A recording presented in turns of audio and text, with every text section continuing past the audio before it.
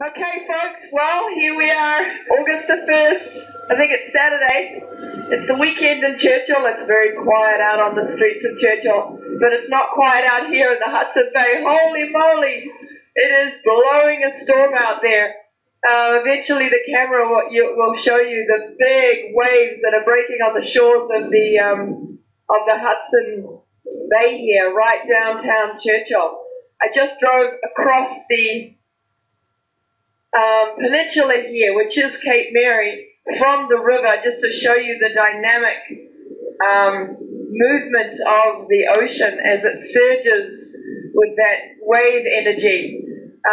It's supposed to be blowing today 30 knots of wind, and it's certainly blowing that and gusting 35 to 40, and I'll be surprised if it's even higher than that.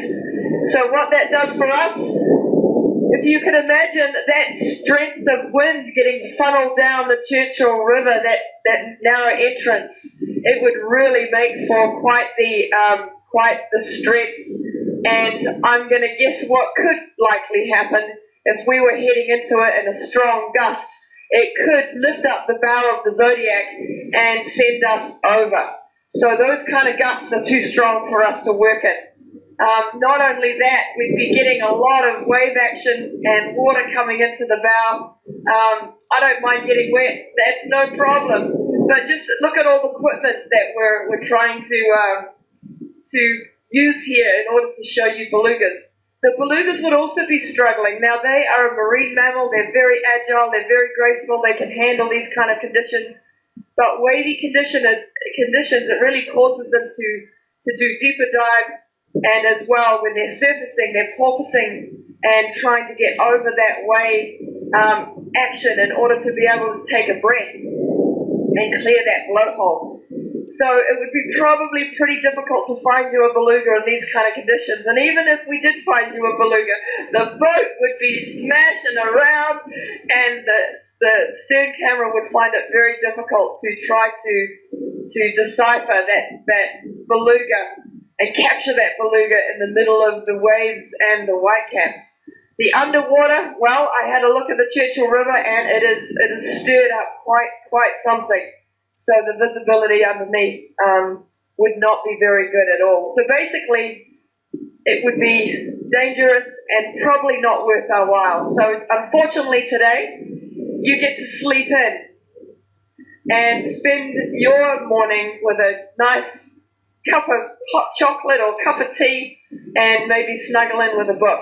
That's probably something that I might do when I get home, but we'll see. I will definitely write a post and connect with all you viewers as well that way. And I think there's going to be this little blurb here posted so you can see why we're not on air today. So I'm sorry about that, but I thought you might like to see it for yourself. It's amazing. There's gulls that are foraging right on the seaweed on the shore, and they're having a little bit of difficulty as well, so they're staying pretty tucked up on shore today. And I can imagine if there's polar bears in this region right now, they will be hunkered down in the lee of the wind.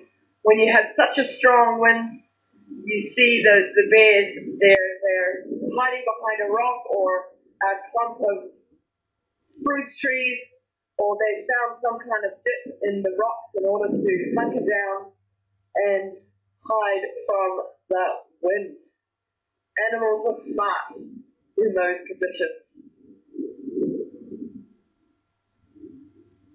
The power of the wind, it's pretty extraordinary.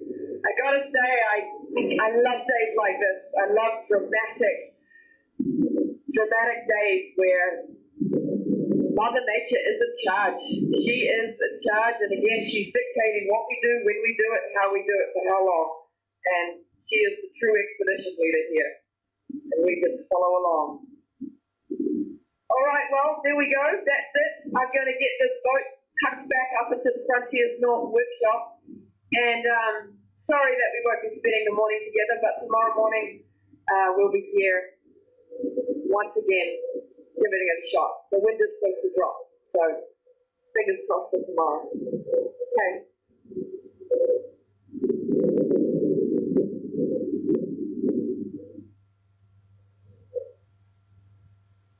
little salt spray on my face.